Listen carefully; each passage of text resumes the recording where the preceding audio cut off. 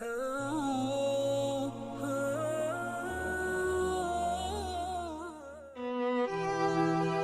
pulang ke kaumnya lalu berkata, "Wahai kaumku, sesungguhnya Nabi SAW menyuruh kalian untuk kembali menyerang Quraisy." Pada saat itu mereka lagi kumpul saling ngobatin luka, dan di depan mereka yang saling ngobatin luka itu adalah Usaid bin Khudair, sahabat Nabi yang mulia. Ini sahabat Nabi yang satu dari Aus ini, kalau membaca Al-Quran malaikat turun dari langit dengerin bacaannya, luar biasa. Lagi ngobatin lukanya sambil dia berkata, waktu dikatakan Nabi SAW menyuruh kalian mengejar Quraisy, kata Usaid bin Khudair lagi ngobatin lukanya, "Sami'na wa ata'na." Kami dengar dan kami patuh, ditinggalin lukanya. Lalu seluruh suku itu saling ngopang satu sama yang lain, mendatangi masjid Nabi SAW untuk ikut berperang lagi. Nggak ada satupun yang tinggal. Ada yang luar biasa, saya terus terang nangis waktu dengar kisah itu, luar biasa. Dua orang anak muda Ansar, saya setiap kenang kisah ini selalu nangis, nggak bisa tahan karena luar biasa.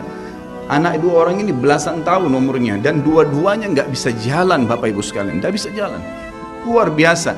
Sudah sobek kakinya, sobek punggungnya, bahkan dikatakan di bagian leher ada irisan, di bagian lehernya ada irisan, gitu kan. Kesakitan. Dua-dua ini diturunkan dari kuda, ditidurkan, adik kakak nih. Tapi saya tidak ingat, namanya tidak disebutkan dalam kisah, tapi ini kisah luar biasa. Dan kemarin kebetulan Imam Masjid Haram atau saya lagi umrah nyebutin kisah itu juga. Hampir satu masjid orang menangis mendengarkan kisahnya. Dia mengatakan, waktu sampai ke telinga adik kakak ini umurnya belasan tahun ya, di bawah 20 tahun. Kalau Nabi SAW memanggil seluruh yang hadir di Uhud untuk kembali berperang. Ini mereka nggak bisa jalan nih. Si kakak bilang sama adiknya, "Kita nggak bisa tinggal di sini nih. Rasulullah SAW sudah memanggil kita untuk menjawab panggilan Allah." Kata adiknya, "Bagaimana caranya kita merangkak? Bagaimana caranya kita ke sana? Nggak ada yang bisa nopang. Ini berdua lagi sakit." Mereka cuma tinggal sama ibunya. Lalu berkata si kakak, "Sekali saya seret kamu, sekali kamu seret saya." Mereka saling seret satu sama yang lain, Bapak Ibu sekalian, sampai di hadapan masjid Nabi SAW. Lihat bagaimana iman mereka kepada Allah Subhanahu Wa Taala, luar biasa. Dan ini tidak bisa kecuali kalau dipaksakan. Kalau tidak dipaksakan nggak bisa. Semoga Allah SWT jadikan kita orang yang selalu memaksakan diri untuk ibadah. Karena kalau tidak, kita nggak paksakan, kita akan mati dalam keadaan konyol dan menyesal, karena tingkatan-tingkatan di surga akan hilang. Percuma. Baik, saya bacakan pasal kedua. Adab terhadap Allah Subhanahu Wa Taala. Seorang muslim hendaknya melihat segala sesuatu yang telah diberikan Allah kepadanya dengan tiada terhingga, yakni berupa kenikmatan yang tak terhitung. Terlindungnya dia pada saat menempel di dalam rahim ibunya, ketika berupa nutfah atau air mani, menentukan perjalanan hidupnya hingga hari bertemu dengan Rabbnya Allah Azza wa Jal.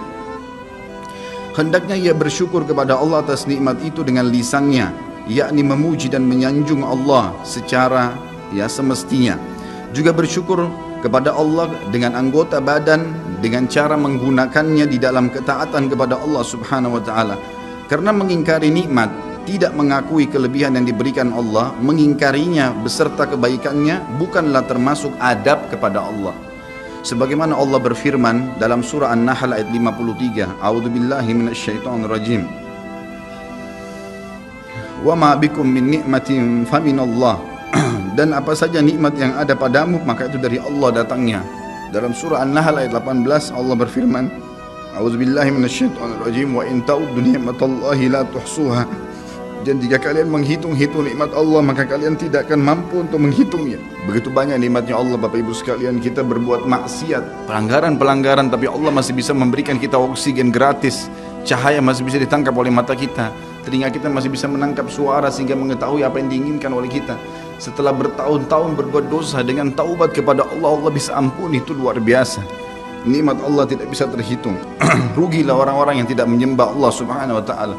Dan kalau seandainya, kata Ibnu Taimiyah rahimahullah, orang-orang yang bermaksiat kepada Allah itu tahu bagaimana nikmatnya keimanan yang ada dalam hati kami ini, sehingga kami bisa menangis dan kami bisa merasakan dekatnya dengan Allah, bahkan merindukan surga dan selalu merasa diri jauh dari neraka, maka niscaya mereka akan membelah dada-dada kami dan mengambil keimanan itu, karena mereka tidak akan pernah merasakannya.